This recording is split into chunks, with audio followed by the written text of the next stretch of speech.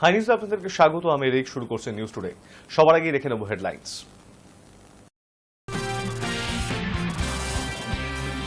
রাতভর বিকাশ ভবনের সামনে বিক্ষোভ অবস্থান করছিলেন চাকরিহারারা। তাদের দাবি মানা না পর্যন্ত অবস্থান তুলবেন না বলেই জানিয়েছিলেন। কিন্তু সেই বিক্ষোভেই শুরু হয় ধুন্ধুমার পরিস্থিতি। পুলিশের লাঠির আঘাতে শিক্ষকদের ঝরল রক্ত। রাজ্য সরকারি কর্মচারীদের আপাতত 25% বকেয়া মহার্ঘ ভাতা দিতে বলল সুপ্রিম কোর্ট। 4 সপ্তাহের মধ্যে সকল কর্মচারীকে এই পরিমাণ দিয়ে দিতে বলা হয়েছে। আঞ্চলিক কূটনীতিতে এক নতুন অধ্যায়ের সূচনা করলেন ভারতের বিদেশমন্ত্রী এস জয়শঙ্কর। তিনি ফোনে কথা বললেন আফগানিস্তানের কার্যরত তালিবান সরকারের পররাষ্ট্রমন্ত্রী আমির খান মুক্তাকির সঙ্গে। এটাই ভারতের পক্ষ থেকে তালিবান প্রশাসনের সঙ্গে প্রথম মন্ত্রী স্তরের যোগাযোগ। ভারতে আর অ্যাপেলের জিনিস না বানানোর জন্য অ্যাপেল কর্তা টিম কুককে প্রস্তাব দিয়েছেন মার্কিন প্রেসিডেন্ট ডোনাল্ড ট্রাম্প। বৃহস্পতিবার কাতারের রাজধানী দোহা একথা জানিয়েছেন ট্রাম্প। মুখ খুলেছেন দ্বিপাক্ষিক বাণিজ্য চুক্তি নিয়েও। বৃহস্পতিবার রাতভর বিকাশ ভবনের সামনে বিক্ষোভ অবস্থান করলেন চাকরিহারারা। তাদের দাবি না মানা পর্যন্ত অবস্থান তুলবে না বলেই জানিয়েছিলেন তারা। কিন্তু সেই বিক্ষোভেই শুরু হয় ধুন্ধুমার পরিস্থিতি। পুলিশের লাঠির আঘাতে শিক্ষকদের ঝরল রক্ত। এই পরিস্থিতি আবার নতুন করে উত্তপ্ত। বিকাশ ভবনের সামনে থাকা ব্যারিকেড ভাঙার চেষ্টা করে চাকরিহারাদের একাংশ। ঘটনার সূত্রপাত বৃহস্পতিবার থেকে বিক্ষোভে চাকরিহারারা। রাতভর বিকাশ ভবনের সামনে বিক্ষোভ অবস্থান করছিলেন তারা। তাদের দাবি মানা না পর্যন্ত অবস্থান তুলবেন না বলেই জানিয়েছিলেন। কিন্তু সেই বিক্ষোভেই শুরু হয় ধুন্ধুমার পরিস্থিতি। পুলিশের লাঠির আঘাতে মাথা ফাটে শিক্ষকদের। এর আগে ডিআই অফিসে চাকরি ফেরানোর দাবিতে গিয়ে পুলিশের লাঠি জুটেছিল। আর এবার বেধড়ক মারধর করা হলো চাকরিহারাদের বিকাশ ভবন অভিযান ঘিরে। কারুর মাথা ফেটে গিয়েছে তো কারুর পা থেকে ঝরছে রক্ত। আর এর পিছনে রয়েছে পুলিশ, এমনই অভিযোগ শিক্ষকদের। এদিকে চাকরি হারিয়েছেন, আরেকদিকে পুলিশের মার। সুপ্রিম কোর্টের নির্দেশে এসএসসির 25,735 জনের চাকরি বাতিল হয়েছে। আদালত জানিয়েছে নতুন করে নিয়োগ প্রক্রিয়া শুরু করতে হবে কমিশনকে। অভিযোগ, এর ফলে অনেক যোগ্য শিক্ষক ও শিক্ষাকর্মীরও চাকরি গিয়েছে। তারাই আন্দোলনে নেমেছেন। কখনো এসএসসি ভবন, কখনো আবার বিকাশ ভবনের সামনে অবস্থান বিক্ষোভ দেখায় চাকরিহারাদের একাংশ। বৃহস্পতিবার বেলা 12টা থেকে বিকাশ ভবন ঘেরাও অভিযানে ডাক দিয়েছিলেন যোগ্য শিক্ষক শিক্ষিকা অধিকার মঞ্চের সদস্যরা। সেই মতো নির্দিষ্ট সময়ের পর থেকেই শুরু হয় জমায়েত। তবে সেই জমায়েত বিকাশ ভবনের মধ্যে প্রবেশের চেষ্টা করলেই ধুন্ধুমার পরিস্থিতি তৈরি হয়। অভিযোগ, কয়েকজন পুলিশের ব্যারিকেড ভেঙে ভিতরেও ঢুকে পড়েন। তাদের সঙ্গে পুলিশের রীতিমতো ধস্তাধস্তি শুরু হয়। পরে আন্দোলনকারীরা বিকাশ ভবনের সামনে অবস্থানে বসেন। তাদের দাবি, মুখ্যমন্ত্রী মমতা বন্দ্যোপাধ্যায় এসে আশ্বাস না দিলে তারা অবস্থান থেকে নড়বেন না। তবে রাত গড়াতেই পরিস্থিতি অন্যদিকে গড়ায়। রাতে পুলিশ বিক্ষোভকারীদের ছত্রভঙ্গ করতে লাঠিচার্জ করে বলে অভিযোগ। শুধু তাই নয়, পুলিশের লাঠির আঘাতে কয়েকজন চাকরিহারা আন্দোলনকারীরও মাথা ফাটে বলে দাবি। তারপরই বিক্ষোভকারীরা জানায় তারা রাতভর বিকাশ ভবনের অদূরে অবস্থান বিক্ষোভ করবেন। রাতভর অবস্থান বিক্ষোভের পর শুক্রবারও দেখা গেল সেই একই পরিস্থিতি। Hi News Network. রাতভর বিক্ষোভ আর সেই বিক্ষোভেই ধুন্ধুমার পরিস্থিতি। আর তার মাঝেই পুলিশের লাঠিচার্জ, ঝরল রক্ত। চাকরিহারাদের রক্ত ঝরেছে পুলিশের লাঠিচার্জ এবং তার প্রতিবাদেই শুক্রবার ধিক্কার দিবস পালন করলেন তারা। কেন লাঠিচার্জ? সাংবাদিক বৈঠকে জানালো এডিজি দক্ষিণবঙ্গ সুপ্রতিম সরকার। রাতভর বিকাশ ভবনের সামনে বিক্ষোভ অবস্থান করছিলেন চাকরিহারারা। তাদের দাবি মানা না পর্যন্ত অবস্থান তুলবেন না বলেই জানান বিক্ষোভকারীরা। তবে শুক্রবার সকাল হতেই পরিস্থিতি আবার নতুন করে উত্তপ্ত হয়। বিকাশ ভবনের সামনে থাকা ব্যারিকেড ভাঙার চেষ্টা করেন চাকরিহারাদের একাংশ। পুলিশের লাঠিচার্জের প্রতিবাদে বৃহস্পতিবারই চাকরিহারা শিক্ষক শিক্ষিকারা নতুন কর্মসূচির ঘোষণা করেছিলেন। পুলিশি অত্যাচারের বিরুদ্ধে শুক্রবার ধিক্কার দিবস পালন করবেন তারা বলে জানান। রাজ্য জুড়ে স্কুল এবং কলেজগুলিতেও এই কর্মসূচি পালনের আহ্বান জানান চাকরিহারারা। ঠিক কি ঘটেছিল বৃহস্পতিবার রাতে? রাতভর বিকাশ ভবনের সামনে বিক্ষোভ অবস্থান করছিলেন চাকরিহারারা। তাদের দাবি মানা না পর্যন্ত অবস্থান তুলবেন না বলেই জানিয়েছিলেন। কিন্তু সেই বিক্ষোভেই শুরু হয় ধুন্ধুমার পরিস্থিতি। পুলিশের লাঠির আঘাতে মাথা ফাটে শিক্ষকদের। এর আগে ডিআই অফিসে চাকরি ফেরানোর দাবিতে গিয়ে পুলিশের লাঠি জুটেছিল। আর এবার বেধড়ক মারধর করা হলো চাকরিহারাদের বিকাশ ভবন অভিযানকে ঘিরে। রাতে পুলিশের বিক্ষোভকারীদের ছত্রভঙ্গ করতে লাঠিচার্জ করে বলে অভিযোগ। কারুর মাথা ফেটে গিয়েছে তো কারুর পা থেকে ঝরছে রক্ত। আর এর পিছনে রয়েছে পুলিশ। শুধু তাই নয়, পুলিশের লাঠির আঘাতে কয়েকজন চাকরিহারা আন্দোলনকারীরও মাথা ফাটে বলে দাবি। তারপরই বৃহস্পতিবার রাতে বিকাশ ভবনের সামনে লাঠিচার্জের প্রসঙ্গে নিজেদের অবস্থান স্পষ্ট করল পুলিশ। এডিজি দক্ষিণবঙ্গ সুপ্রতিম সরকার বলেন, পুলিশ প্রথম থেকেই সংযত ছিল। কেন লাঠিচার্জ করল পুলিশ তার ব্যাখ্যাও দিয়েছেন তিনি। তার কথায় 10 দিন ধরে চাকরিহারা আন্দোলনকারীরা পালা করে বিকাশ ভবনের সামনে শান্তিপূর্ণ অবস্থান করছিলেন। পুলিশ প্রশাসন সহযোগিতা করেছে। চাকরিহারা আন্দোলনকারীরা বিকাশ ভবনের কর্মীদের আটকালেই পরিস্থিতি পাল্টে যায় বলেই দাবি। পুলিশের দাবি বিকেল পর্যন্ত পুলিশ সংযত ছিল, কিন্তু ছুটি হবার পরও প্রায় 500 থেকে 600 জন বিকাশ ভবনে আটকে পড়েন। তাদের বার করার সময় আন্দোলনকারীরা পুলিশের উপর চড়াও হন। পরিস্থিতি সামাল দিতেই বাধ্য হয়ে বল প্রয়োগ করা হয়। বল প্রয়োগ করার কোনো ধরনের উদ্দেশ্য আমাদের ছিল না। করার উদ্দেশ্য থাকলে সেটা গেট ভাঙার সময় করে দেয়া হতো, করা হয়নি। কিন্তু যখন তাদের বের করার চেষ্টা করা হলো তখন পুলিশের ওপর ইট বোতল এলো এবং যারা বেরোচ্ছেন তাদের শারীরিক প্রাণ সংশয়ের ঝুঁকি থাকলো। আমরা নিরাপদে তাদের বার করেছি এবং এই বার করার প্রক্রিয়ায় যেটুকু বল প্রয়োগ করতে হয়েছে সেটুকু হয়েছে এবং সেটা স্বীকার করতে আমাদের কোনো দ্বিধা নেই। আমাদের এটা প্রায়োরিটি ছিল, আন্দোলনটা চালিয়ে যান, শান্তিপূর্ণ থাকুন। কিন্তু শান্তিপূর্ণ আন্দোলনের নামে আমি 500-600 লোককে সারা রাত অবরুদ্ধ করতে পারি না। This is not the way to protest, absolutely unacceptable. আর লাঠিচার্জের ব্যাপারে কোনো চ্যানেলে আমরা দেখছিলাম স্বঘোষিত প্রাক্তন পুলিশ কর্তা তো অনেকে আছেন, তাদের খুব সম্মান করি, আমরা খুব সম্মান জানিয়েই বলছি। তারা মন্তব্য করছেন কোনো প্রোটোকল মানা হয়নি। কোনো চ্যানেলের সঞ্চালক বলছেন এটা প্রোটোকল মানা হচ্ছে না। কিসের প্রোটোকল মানা হয়নি? প্রত্যেকটি প্রোটোকল মানা হয়েছে। অডিও ক্লিপিং আছে, ভিডিও ফুটেজ আছে। Hi News Network. রাজ্য সরকারি কর্মচারীদের আপাতত 25% বকেয়া মহার্ঘ ভাতা দিতে বলল সুপ্রিম কোর্ট। 4 সপ্তাহের মধ্যে সকল কর্মচারীকে এই পরিমাণ দিয়ে দিতে বলা হয়েছে।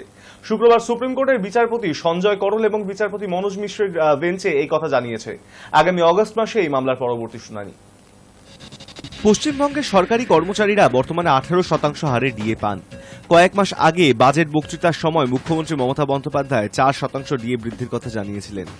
তারপর 14% থেকে বেড়ে ডিএ হয় 18%। সেই বর্ধিত ডিএ কার্যকর হয় 1 এপ্রিল থেকে। যদিও কেন্দ্রীয় সরকারি কর্মচারীদের সঙ্গে এ রাজ্যের কর্মীদের মহার্ঘ ভাতার ফারাক এখনো 37%। কেন্দ্রীয় কর্মীরা 55% হারে ডিএ পান। সুপ্রিম কোর্টের শুক্রবারের নির্দেশে খুশি রাজ্য সরকারের কর্মচারীরা। সংগ্রামী যৌথ মঞ্চের আহ্বায়ক ভাস্কর ঘোষ বলেন, কর্মচারীদের যে মহার্ঘ ভাতা প্রাপ্য সেটা রাজ্য সরকার এতদিন অস্বীকার করছিল। শীর্ষ আদালতের নির্দেশে এটা স্বীকৃতি পেল যে এটা আমাদের প্রাপ্য। বিচার প্রক্রিয়া চলছে, আশা করি শেষ হলে বকেয়া পুরো ডিএ আমরা পাবো। আরেক আন্দোলনকারী বলেন, আমাদের দাবি যে ঠিক ছিল এতদিনে তা মান্যতা পেল।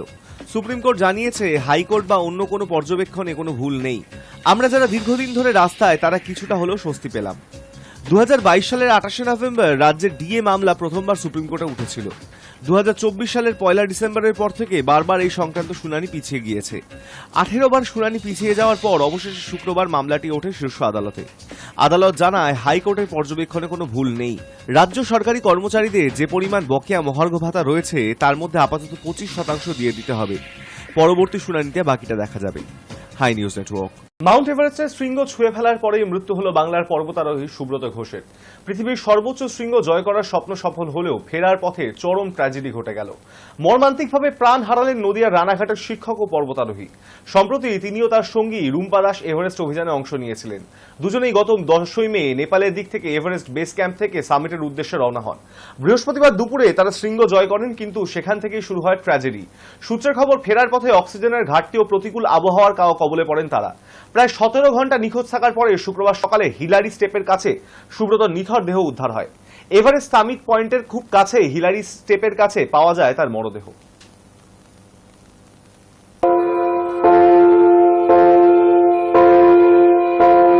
আম কুড়োনোর শাস্তি মৃত্যু, এমন অমানবিক ঘটনার সাক্ষী থাকলো নৈহাটি। মাটিতে আম পড়ে থাকায় তা কুড়োতে গিয়েছিল বছর 17 নাবালক সুদীপ্ত পণ্ডিত। তা দেখেই মারধর করেন বাগানের দায়িত্ব থাকা প্রহরী, তাতেই প্রাণ যায় যুবকের। অমানবিক ঘটনা নৈহাটিতে। আম খাওয়ার অভিযোগে পিটিয়ে খুন করা হলো যুবককে। গাছে আম দেখলে বা মাটিতে পড়ে থাকতে দেখলে আম পাড়ার ইচ্ছে ছোট বড় সকলেরই থাকে। নাবালক সুদীপ্ত পণ্ডিতেরও তাই হয়েছিল। মাটিতে পড়ে থাকা কয়েকটি আম কুড়োতে গিয়েছিল সে, আর সেই অপরাধেই কঠোর শাস্তি পেলেন নাবালক। মারধরে শেষ পর্যন্ত প্রাণ দিতে হলো তাকে। নৈহাটি শিবদাসপুরের ঘটনায় তুমুল উত্তেজনা। এলাকায় মোতায়েন বিশাল পুলিশ বাহিনী। নিহত সুদীপ্ত পণ্ডিত কাঁচরাপাড়ার বাসন্তীতলার বাসিন্দা।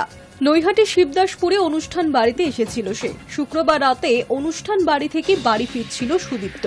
একটি আমবাগানের পাশ থেকে যাওয়ার সময় নিচে আম পড়ে থাকতে দেখে সে। তড়িঘড়ি আম কুড়োতে যায়। তার নজরে আসে বাগানের পাহারায় থাকা শেখ ফরহাদ মণ্ডল নামের এক ব্যক্তির। অভিযোগ, সুদীপ্তকে ঘিরে ধরে ওই ব্যক্তি বেধড়ক মারধর করে। লুটিয়ে পড়ে সুদীপ্ত। তার সঙ্গে থাকা বন্ধুরা আতঙ্কিত হয়ে যায়। ঘটনাস্থল থেকে তারা পালিয়ে যায়। এদিকে আমবাগানের কাছে অচেতন অবস্থায় পড়ে থাকে সুদীপ্ত। স্থানীয়রা তাকে উদ্ধার করে নৈহাটি হাসপাতালে নিয়ে যায়, কিন্তু ততক্ষণে সব শেষ। চিকিৎসকেরা জানান মৃত্যু হয়েছে সুদীপ্তর। এরপরে ক্ষিপ্ত জনতা বাগানের পাহারাদার ফরহাদের আমের গুদামে আগুন জ্বালিয়ে দেয়। খবর পেয়ে ঘটনাস্থলে পৌঁছয় শিবদাসপুর থানার পুলিশ। গ্রেফতার করা হয় ফরহাদকে। তবে তা সত্ত্বেও এলাকা থমথমে। যাতে নতুন করে আর কোনো অশান্তি না হয় তাই বিশাল পুলিশ বাহিনী মোতায়েন রয়েছে। পুলিশ কমিশনার অজয় ঠাকুর জানিয়েছেন, অভিযুক্তকে গ্রেফতার করা হয়েছে। প্রত্যক্ষদর্শীদের জিজ্ঞাসাবাদ করা হচ্ছে। Hi News Network. বাংলাদেশিদের জন্য ভিসা অনুমোদনে জটিলতা বাড়িয়েছে বেশ কয়েকটি দেশ। বাংলাদেশি পাসপোর্টের গ্রহণযোগ্যতা না বেড়ে উল্টে কমেছে। কর্মসংস্থানের উদ্দেশ্যে তাদের অনেকেই অবৈধ পথে ভিন্ন গন্তব্যে পাড়ি দিয়েছেন। কেউ আবার দেশে ফিরেও আসতে পারেননি। গত কয়েক বছর বাংলাদেশি পর্যটকদের অন্যতম গন্তব্য হয়ে উঠেছিল ভিয়েতনাম। দক্ষিণ পূর্ব এশিয়ার দেশটি ঘুরতে গিয়ে বাংলাদেশিদের কেউ কেউ প্রতিবেশী কম্বোডিয়া বা লাওসেও যেতেন। তবে ভিয়েতনামে পর্যটক হিসেবে ঘুরতে যাওয়া বাংলাদেশিদের অনেকে আবার বাংলাদেশে ফেরেননি। কর্মসংস্থানের উদ্দেশ্যে তাদের অনেকেই অবৈধ পথে ভিন্ন গন্তব্যে পাড়ি দিয়েছেন। কেউ আবার সেখানেই ট্যুরিস্ট ভিসার মেয়াদ শেষ হওয়ার পর ছোটখাটো কাজে যুক্ত হয়েছেন। এমন পরিস্থিতির পরিপ্রেক্ষিতে চলতি বছরের জানুয়ারিতে বাংলাদেশিদের জন্য ভিসা ইস্যু বন্ধ করে দিয়েছে ভিয়েতনাম। কয়েক বছর আগেও ভিয়েতনাম কিংবা ইন্দোনেশিয়ায় যেতে হলে বাংলাদেশিদের কোনো ভিসার প্রয়োজন হতো না। এক্ষেত্রে অন অ্যারাইভাল ভিসা বা ইমিগ্রেশন অ্যাপ্রুভাল নিয়ে দেশ দুটি ভ্রমণ করা যেত, কিন্তু বর্তমানে তা হচ্ছে না। বাংলাদেশিদের জন্য ভিসা অনুমোদনে দেওয়া হয়েছে শর্ত। জটিলতা বাড়িয়েছে দক্ষিণ পূর্ব এশিয়ার দেশ সিঙ্গাপুর, থাইল্যান্ড ও মালয়েশিয়াও। এই তিন দেশের অনেক ভিসার আবেদন প্রত্যাখ্যাত হচ্ছে। যারা বেশ কয়েকবার এই সমস্ত দেশে ভ্রমণ করেছেন তাদের ভিসা আবেদনও অনুমোদন হচ্ছে না। গত বছরের জুলাইয়ে বাংলাদেশিদের জন্য ভিসা ইস্যু বন্ধ করে দেয় মধ্যপ্রাচ্যের সমৃদ্ধ অর্থনীতির দেশ সংযুক্ত আরব আমিরাত। আনুষ্ঠানিক ঘোষণা না করলেও অভিবাসী শ্রমিকের পাশাপাশি পর্যটন ভিসাও বন্ধ করে দেয় দেশটি। সম্প্রতি বাংলাদেশিদের জন্য সীমিত পরিসরে ভিসা চালুর ঘোষণা দিয়েছে আমিরাত। তবে এক্ষেত্রে দিনে ভিসা দেওয়া হচ্ছে মাত্র 30 থেকে 50টি। মধ্য ও নিম্ন মধ্যবিত্ত বাংলাদেশিদের ভ্রমণের সবচেয়ে বড় গন্তব্য ছিল ভারত। প্রতিবেশী দেশ ভারত ঘুরতে গিয়ে অনেক বাংলাদেশি স্থলপথে নেপাল ও ভুটান ভ্রমণেও যেতেন। দক্ষিণ এশিয়ার ছোট এই দুটি দেশে ভ্রমণ করতে বাংলাদেশিদের ভিসার প্রয়োজন হয় না। অন অ্যারাইভাল ভিসা নিয়েই বাংলাদেশিদের নেপাল ও ভুটানে যাওয়ার সুযোগ রয়েছে। তবে গত বছরের 5ই আগস্ট বাংলাদেশি ছাত্র জনতার গণ অভ্যুত্থানের পর থেকেই ভারতের পক্ষ থেকে ভিসা ইস্যু প্রায় বন্ধ করে দেওয়া হয়। জরুরি চিকিৎসা ছাড়া অন্য কোনো প্রয়োজনে বৈধ পথে বাংলাদেশিদের ভারত যাত্রা বন্ধ রয়েছে। ভারতের ভিসা না পাওয়ায় বাংলাদেশিদের নেপাল ও ভুটান ভ্রমণও সীমিত হয়ে গিয়েছে। কিন্তু বাংলাদেশিদের জন্য ভিসা প্রক্রিয়া সহজ করেছে পাকিস্তান। ঢাকা করাচি সরাসরি ফ্লাইট চালুর বিষয়ে আলোচনায় গিয়েছিল। বাংলাদেশি পর্যটকদের অনেকে পাকিস্তানে যেতে আগ্রহীও হয়েছিলেন, কিন্তু ভারত পাকিস্তানের সাম্প্রতিক যুদ্ধ ও পাকিস্তানের সন্ত্রাসী হামলার ঘটনায় বাংলাদেশিদের সে আগ্রহেও ভাটা পড়েছে। বহির্বিশ্বে বাংলাদেশি পাসপোর্টের গ্রহণযোগ্যতা না বেড়ে উল্টে কমে গিয়েছে। গত কয়েক বছর পর্যটক হিসেবে দক্ষিণ পূর্ব এশিয়ার বিভিন্ন দেশে ঘুরতে গিয়ে অনেক বাংলাদেশি আর ফেরেননি। অবৈধভাবে তারা গন্তব্যের দেশে এগিয়ে গিয়েছেন কিংবা চোরাই পথে অন্য দেশে পাড়ি দিয়েছেন। আর এই সমস্ত কারণেই এই অঞ্চলের দেশগুলোয় বাংলাদেশিদের জন্য ভিসা ইস্যু বন্ধ হচ্ছে কিংবা জটিলতা বাড়ছে। প্রতি বছর বিশ্বের প্রায় 199টি দেশের পাসপোর্ট ও 227টি ভ্রমণ গন্তব্য নিয়ে একটি পাসপোর্ট তালিকা প্রকাশ করে যুক্তরাজ্য ভিত্তিক প্রতিষ্ঠান হেনলি অ্যান্ড পার্টনার্স। সেখানে প্রকাশিত শেষ তালিকা অনুযায়ী বিশ্বে বাংলাদেশি পাসপোর্টের অবস্থান ছিল 95তম। বাংলাদেশের ওপরে 94তম স্থানে রয়েছে আন্তর্জাতিক বাণিজ্য নিষেধাজ্ঞার মুখে থাকা উত্তর কোরিয়া। আর বাংলাদেশের সঙ্গে যৌথভাবে একই স্থানে অবস্থান করছে যুদ্ধ বিধ্বস্ত লিবিয়ার নাম। মন্ত্রণালয় সংশ্লিষ্ট একজন কর্মকর্তা জানিয়েছেন, ভিন্ন প্রেক্ষাপট ও সমস্যার কারণে কিছু দেশ বাংলাদেশিদের ভিসা দিচ্ছে না কিংবা ভিসা প্রক্রিয়া জটিল করেছে। বাংলাদেশের পররাষ্ট্র মন্ত্রণালয়ের পক্ষ থেকে সংশ্লিষ্ট দেশগুলোর সঙ্গে যোগাযোগ অব্যাহত রয়েছে। এরই মধ্যে সংযুক্ত আরব আমিরাতের ক্ষেত্রে সাফল্য এসেছে। Hi News Network. সম্প্রতি ধুমধাম করে উদ্বোধন হয়েছে দীঘার জগন্নাথ মন্দিরের। মন্দির দর্শনে ভিড় বাড়ছে ভক্তদের। গত 15 দিনে মন্দিরে প্রণামীর পরিমাণ ছাড়ালো 9 লক্ষ টাকা। বাঙালির কাছে বরাবরই দীঘা ছিল কম খরচে সুন্দর ঘোরার জায়গা। তার উপর যুক্ত হয়েছে নয়া পালক। নতুন আকর্ষণ এখন দীঘায় জগন্নাথ মন্দির। পুরীর জগন্নাথ মন্দিরের আদলে তৈরি দীঘায় জগন্নাথ মন্দির দর্শনে প্রতিদিনই প্রচুর লোকের সমাগম হচ্ছে। ছুটির দিনে সেই সংখ্যাটা আরও বেড়ে যাচ্ছে। কিন্তু মূল বিগ্রহের সামনে একটি মাত্র প্রণামী বাক্স। অতঃপর দীঘার মন্দিরের জন্য আরও 10টি প্রণামী বাক্স তৈরি করার বরাত দিয়েছে মন্দির কর্তৃপক্ষ। গত মাসে 30শে এপ্রিল উদ্বোধন হয়েছে দীঘায় জগন্নাথ মন্দিরের। তারপর থেকেই প্রতিদিনই বিপুল ভিড় হচ্ছে মন্দিরে। কিন্তু জানেন কি কত টাকা প্রণামী পড়েছে প্রণামী বাক্সে? 15 দিনে প্রণামীর পরিমাণ ছাড়িয়েছে 9 লক্ষ টাকা। দীঘার জগন্নাথ ট্রাস্টের অন্যতম সদস্য রাধারমন দাস জানিয়েছেন, প্রতি মঙ্গলবার প্রণামীর বাক্সের অর্থ গোনা হচ্ছে। গত মঙ্গলবার এ পর্যন্ত ওই অর্থের পরিমাণ হয়েছে 9 লক্ষ টাকার কিছু বেশি। টাকা গোনার সমগ্র প্রক্রিয়া হচ্ছে সিসিটিভির নজরদারিতে। কিন্তু প্রশ্ন হচ্ছে, খাতায় কলমে এটি সাংস্কৃতিক কেন্দ্র। সেক্ষেত্রে কোনো সাংস্কৃতিক কেন্দ্র থেকে কি এইভাবে টাকা তোলা যায়? টাকা তোলা হলেও সেই টাকা যাচ্ছে কোথায়? টাকার অধিকারী বা কার? ইতিমধ্যেই এই ঘটনা নিয়ে কলকাতা হাইকোর্টের দ্বারস্থ হয়েছেন বিজেপি নেতা তথা আইনজীবী Koustav Bagchi. Hi News Network. এবার দুর্গাপুজোর থিমেও দীঘার জগন্নাথ ধামের ছোঁয়া।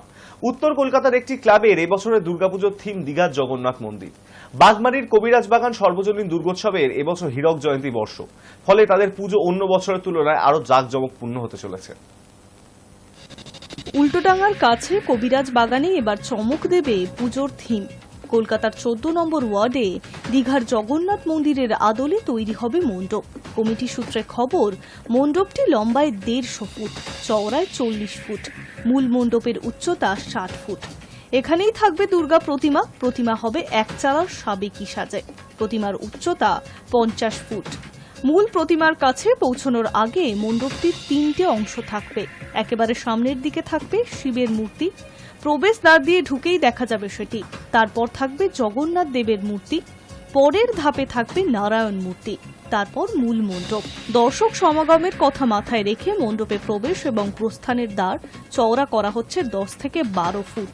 দীঘার জগন্নাথ মন্দিরের অন্দরের মতো ভিতরটা সাজানো হবে। আগামী মাস থেকে শুরু হবে মণ্ডপ তৈরির কাজ। বনগাঁর 3 ডেকোরেটরস 4 মাসের অক্লান্ত পরিশ্রমে গড়ে উঠবে এই মণ্ডপটি। আলোকসজ্জার দায়িত্বে চন্দননগরের শিল্পীরা। পুজোর থিম শিল্পী খোদ পুজো উদ্যোক্তা তথা 14 নম্বর ওয়ার্ডের কাউন্সিলর অমল চক্রবর্তী। দীঘার জগন্নাথ মন্দিরের উদ্বোধনের দিন সেখানে উপস্থিত ছিলেন অমল চক্রবর্তী। সেই দিনই ঠিক করে নিয়েছিলেন এবার দুর্গাপুজোয় কবিরাজি বাগানে এই মন্দিরের আদলে গড়ে উঠবে মণ্ডপটি। এ প্রসঙ্গে তিনি বলেন, গ্রাম বাংলার বহু মানুষ দীঘা যেতে পারবেন না। তারা দুর্গাপুজোর সপরিবারে এই মণ্ডপ দেখতে আসতে পারবেন। দীঘা যেতে না পারার দুঃখ ভুলবেন। এবারের বাজেট 50 লক্ষ টাকা। ইচ্ছে আছে মণ্ডপ উদ্বোধন করবেন খোদ মুখ্যমন্ত্রী। বলাই বাহুল্য, কবিরাজ বাগানে দীঘার জগন্নাথ মন্দিরের আদলে গড়ে ওঠা মণ্ডপটি ভিড় জমাবে বহু দর্শনার্থী। Hi News Network. ভ্রমণ প্রেমীদের জন্য সুখবর, বাঙালির কাছে অন্যতম গুরুত্বপূর্ণ ঘোরার ডেস্টিনেশন হলো পুরী। আবার এবার সেই রুটের জন্যই বিশেষ সিদ্ধান্ত রেলের। এই রুটে বন্দে ভারতের চাহিদা বেশি থাকায় বাড়ানো হচ্ছে কোচের সংখ্যা। এবার থেকে 16 নয় 20 কোচের বন্দে ভারত চলবে হাওড়া পুরী রুটে। শুক্রবার থেকে এই নয়া এই ট্রেন চালু এবং শুরু হলো এই রুটে। আপ ডাউন 2 লাইনে এই 20 কোচের বন্দে ভারত চালানো হবে। এর মধ্যে 18টি এসি চেয়ার কার এবং 2টি এক্সিকিউটিভ ক্লাস থাকবে।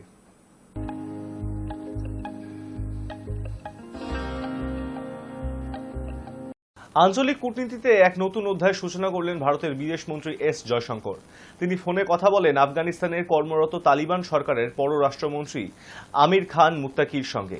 এটাই ভারতের পক্ষ থেকে তালিবান প্রশাসনের সঙ্গে প্রথম মন্ত্রী স্তরের যোগাযোগ, আর এই যোগাযোগকেই ঐতিহাসিক বন্ধুত্বের নামও দিয়েছেন জয়শঙ্কর।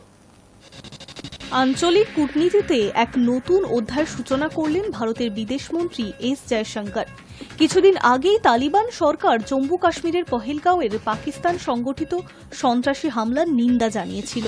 এবার তালিবান ও জয়শঙ্করের মধ্যে একটি ঐতিহাসিক ফোন আলাপ হয়েছে, যা বিশ্ব রাজনীতিতে যথেষ্ট তাৎপর্যপূর্ণ। এই ফোনের কিছুক্ষণের মধ্যেই এক্স হ্যান্ডেলে ডক্টর এস জয়শঙ্কর লেখেন, আফগান পররাষ্ট্র মৌলবী আমির খান মুতাক্কিরের সঙ্গে আজ সন্ধ্যায় কথা হলো। পহেলগাঁওয়ের সন্ত্রাসী হামলার নিন্দা জানানোর জন্য আমি তাঁর প্রতি কৃতজ্ঞ। আলোচনায় আফগান জনগণের সঙ্গে আমাদের ঐতিহাসিক বন্ধুত্বের কথা নতুন করে বলছি আমি, এবং উন্নয়নের ক্ষেত্রে সহযোগিতার উপায় নিয়েও আলোচনা করছি। এস জয়শঙ্কর পোস্টে উল্লেখ করেন, পাকিস্তানের সংবাদ মাধ্যম ভারত ও আফগানিস্তানের মধ্যে ভুল বোঝাবুঝি ছড়ানোর অপচেষ্টার প্রতিবাদে মুতাক্কির দৃঢ় প্রতিবাদের প্রশংসনীয়। জয়শঙ্কর আরও বলেন, পাক সংবাদ মাধ্যমগুলো ভারত ও আফগানিস্তানের সম্পর্ক নষ্ট করার ভুয়ো প্রচেষ্টার বিরুদ্ধে আমির খান মুতাক্কিরের স্বচ্ছ আহ্বানকে আমি স্বাগত জানাই। তালিবান সরকারের যোগাযোগ বিভাগের পরিচালক হাফিজ জিয়া আহমেদের মতে, এই আলোচনায় আফগান নাগরিকদের জন্য আরও বেশি ভারতীয় ভিসা প্রদানের অনুরোধ জানানো হয়েছে, বিশেষত যারা চিকিৎসার জন্য ভারতে আসতে চান। এছাড়াও আলোচনা হয়েছে আফগান বন্দীদের মুক্তি ও প্রত্যাবর্তন নিয়ে, দ্বিপাক্ষিক বাণিজ্য নিয়ে এবং ইরানের চাবাহার বন্দরের উন্নয়ন নিয়ে। চাবাহার বন্দর নিয়ে এই আলোচনা অত্যন্ত গুরুত্বপূর্ণ, কারণ বর্তমানে পাকিস্তান ও ভারতের মধ্যে সমস্ত বাণিজ্য বন্ধ এবং সীমান্ত পথ বন্ধ করেছে পহেলগাঁও হামলার পর। আফগানিস্তান যেহেতু স্থলবেষ্টিত, তাই তাদের মধ্যে চাবাহারই ভারতের সঙ্গে বিকল্প বাণিজ্য হিসেবে উঠে আসছে। Hi News Network. ভারতীয় সেনার কর্নেল সোফিয়াকে জঙ্গিদের বোন বলে বিতর্কে জড়িয়েছিলেন মধ্যপ্রদেশের বিজেপি সরকারের মন্ত্রী বিজয় শাহ। বিজেপি মন্ত্রীর সেই ধর্মবিদ্বেষী মন্তব্য ঘিরে বিতর্কের ঝড় এখনো থামেনি, আর তার মধ্যেই বিজেপির ওই মন্ত্রীকে নিশানা করতে গিয়ে ভারতীয় বায়ুসেনার উইং কমান্ডার ভূমিকা সিংকে নিয়ে বিতর্কিত মন্তব্য করলেন উত্তরপ্রদেশের সমাজবাদী পার্টির সাংসদ রাম গোপাল যাদব। তার বিরুদ্ধে জাতি বিদ্বেষমূলক মন্তব্য করার অভিযোগ উঠেছে।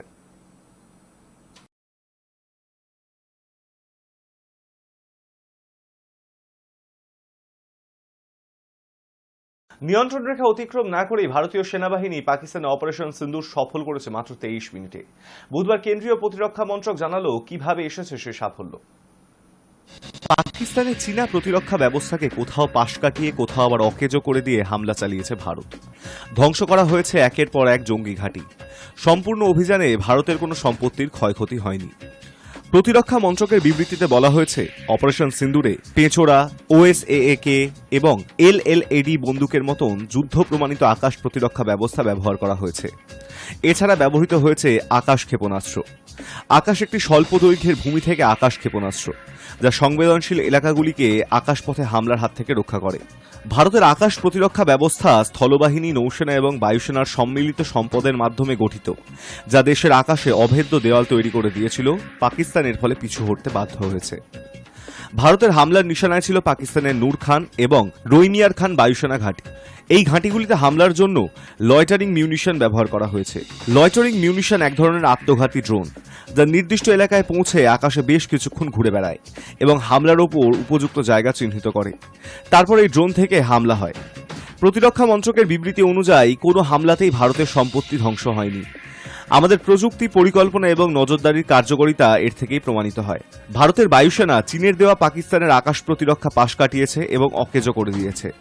সমগ্র মিশন 23 মিনিটে সম্পন্ন হয়েছে। ভারতের প্রযুক্তিগত উৎকর্ষ এর থেকে প্রমাণিত হয়। ভারতের প্রতিরক্ষা ব্যবস্থায় পাকিস্তানের কি কি ক্ষয়ক্ষতি হয়েছে তাও প্রমাণসহ তুলে ধরেছে প্রতিরক্ষা মন্ত্রক। পাকিস্তানের হামলার চেষ্টার পর ভারতের মাটি থেকে উদ্ধার করা হয়েছে চীনে তৈরি PL-15 মিসাইলের টুকরো, তুরস্কের UAV ইহা এবং একাধিক রকেট, কোয়াডকপ্টার ও ড্রোনের ধ্বংসাবশেষ। এগুলি পাকিস্তান থেকে ছোড়া হয়েছে বলে প্রমাণ মিলেছে। অপারেশন সিন্দুরের পর পাকিস্তানের দিক থেকে প্রত্যাঘাত আসবে আগেই আন্দাজ করেছিল ভারতীয় সেনা। সেই অনুযায়ী বন্দোবস্ত করে রাখা হয়েছিল। ভারতের সীমান্তে তৈরি ছিল counter unmanned Arial system, shoulder fired অস্ত্র, লিগ্যাসি এয়ার ডিফেন্স অস্ত্র এবং মডার্ন এয়ার ডিফেন্স অস্ত্র। বহুস্তরীয় আকাশ প্রতিরক্ষা ব্যবস্থা ভেদ করতে সমস্যায় পড়ে পাকিস্তান। অপারেশন সিন্দুর এবং তার পরবর্তী পরিস্থিতিতে ভারতের মহাকাশ গবেষণা সংস্থা ইসরোর ভূমিকাও গুরুত্বপূর্ণ উল্লেখ করেছে প্রতিরক্ষা মন্ত্রক। বলা হয়েছে ইসরো 10টি কৃত্রিম উপগ্রহ অনবরত কাজ করেছে। তাদের ছাড়া সমুদ্র বা ভারতের বিস্তীর্ণ উত্তর ভাগে নজরদারি সম্ভব ছিল না। Hi News Network. ভারতে বিনিয়োগের বিষয়ে অ্যাপেলের আগে যা পরিকল্পনা ছিল তাই রয়েছে। অ্যাপেলের জিনিস তৈরির জন্য অন্যতম বড় উৎপাদন কেন্দ্র হিসেবে ভারতকেই পছন্দ করেছে এই আমেরিকান বহুজাতিক প্রযুক্তি সংস্থা। অ্যাপেল তার মোট আইফোন উৎপাদনের প্রায় 20% অর্থাৎ প্রতি 5টি আইফোনের মধ্যে একটি ভারতেই একত্রিত করে। গত বছরের তুলনায় এবছর অ্যাপেল ভারতে তার উৎপাদন ক্ষমতার প্রায় 60% বৃদ্ধি করেছে। আইফোন নির্মাতা অ্যাপেলের ভারতে বিনিয়োগের পরিকল্পনা অক্ষুণ্ণ রয়েছে এবং কোম্পানিটি ভারতে তার পণ্যের জন্য একটি প্রধান উৎপাদন কেন্দ্র হিসেবে স্থাপনের প্রস্তাব করেছে। সরকারি সূত্রে অন্তত এইটাই জানা গিয়েছে। মার্কিন প্রেসিডেন্ট ডোনাল্ড ট্রাম্পের বক্তব্যের পরই ভারতীয় কর্মকর্তারা মার্কিন যুক্তরাষ্ট্রের কুপারনিটো ভিত্তিক কোম্পানির কর্মকর্তাদের সঙ্গে কথা বলেন। ট্রাম্প তার বিবৃতিতে বলেছেন যে তিনি অ্যাপেলের সিইও টিম কুককে ভারতের উৎপাদন কমাতে বলেছেন। সূত্রের খবর, অ্যাপেল জানিয়েছে যে ভারতে তাদের বিনিয়োগ পরিকল্পনা অক্ষুণ্ণ রয়েছে এবং তারা ভারতকে তাদের পণ্যের জন্য একটি প্রধান উৎপাদন কেন্দ্র হিসেবে বিবেচনায় অব্যাহত রাখার প্রস্তাব করেছে। যদিও এই বিষয়েই মোবাইলের মাধ্যমে অ্যাপেলকে পাঠানো প্রশ্নের কোনো উত্তর পাওয়া যায়নি এখনো পর্যন্ত। এর আগে ট্রাম্প বলেছিলেন যে তিনি কুকের সঙ্গে কথা বলেছেন এবং তাকে জানিয়েছেন যে তিনি চান না যে অ্যাপেল ভারতে তাদের পণ্য তৈরি করুক এবং পরবর্তীতে সংস্থা মার্কিন যুক্তরাষ্ট্রে তাদের উৎপাদন বৃদ্ধি করুক। We have Apple, as you know, it's coming in. And I had a little problem with Tim Cook yesterday. I said to him, Tim, you're my friend. I treated you very good. You're coming in with $500 billion, but now I hear you're building all over India. I don't want you building in India. You can build in India if you want to take care of India, because India is the highest, one of the highest tariff nations in the world. It's very hard to sell into India. And they've offered us a deal where basically they're willing to literally charge us no tariff. So we go from the highest tariff, you couldn't do business in India. We're not even a top 30 in India because the tariff is so high. Trump বলেন, আমি টিমকে বলেছিলাম বছরের পর বছর ধরে চীনে তোমার তৈরি সমস্ত কারখানা আমরা সহ্য করেছি। এখন তোমাকে আমাদের জন্য উৎপাদন করতে হবে। আমরা ভারতে পণ্য উৎপাদনে আগ্রহী নই। ভারত নিজের যত্ন নিতে পারে, তারা খুব ভালো করছে। আমরা চাই তুমি এখানে উৎপাদন করো আর মার্কিন যুক্তরাষ্ট্রে অ্যাপেল উৎপাদন বাড়াতে হবে। অ্যাপেলের সিইও কুক ঘোষণা করেছেন, কর অনিশ্চয়তার মধ্যে জুন প্রান্তিকে মার্কিন যুক্তরাষ্ট্রে বিক্রি হওয়া বেশিরভাগ আইফোন ভারত থেকে সংগ্রহ করবে অ্যাপেল। একই সঙ্গে চীনের অন্যান্য বাজারের জন্য মোবাইল ফোন তৈরি করবে। সরকারি সূত্র অনুযায়ী বিশ্বব্যাপী আইফোন উৎপাদনের 15% আসে ভারত থেকে। ফক্সকন, টাটা ইলেকট্রনিক্স এবং পেগাট্রন ইন্ডিয়ার আইফোন তৈরিতে নিযুক্ত। High news net. 17 তারিখ থেকে শুরু হচ্ছে ইন্ডিয়ান প্রিমিয়ার লিগ। এবার আপনাদের এক নজরে দেখিয়ে দেব যে কোন কোন বিদেশি ক্রিকেটাররা এবারের আইপিএল খেলতে পারছেন না। ভারত ও পাকিস্তানের মধ্যে উত্তেজনার পর ঘোষণা করা হয়েছিল যে 17 মে থেকে আবার আইপিএল শুরু হবে। তারপর পিসিবিও একই দিনে পিএসএল পুনরায় চালু করার সিদ্ধান্ত নেয়। কিন্তু এতে আইপিএলে কোনো আঁচ আসেনি, বরং পিএসএলেরই চাপ বেড়েছে। কারণ আইপিএল খেলার জন্য মরশুমের মাঝামাঝি সময় 2 বিদেশি প্লেয়ার পাকিস্তান ছেড়েছে। ভারত পাকিস্তান উত্তেজনার পর অনেক বিদেশি খেলোয়াড়ই তাদের দেশে ফিরে গিয়েছেন। এমন পরিস্থিতিতে খেলোয়াড়ের অভাব দেখা দিয়েছে। এই কারণে আইপিএল এবং পিএসএল পুনরায় শুরু করা 2 বোর্ডের জন্য একটা বড় চ্যালেঞ্জ হয়েছিল। তবে এই লড়াইয়েও ভারত পাকিস্তানকে হারিয়ে দিয়েছে, কারণ বিসিসিআই আইপিএল খেলা বেশিরভাগ খেলোয়াড়দের ফিরে আসতে রাজি করিয়েছে। সঙ্গে কিছু পিএসএল এর খেলোয়াড়ও ভারতে এসে আইপিএল এ যোগ দিয়েছেন।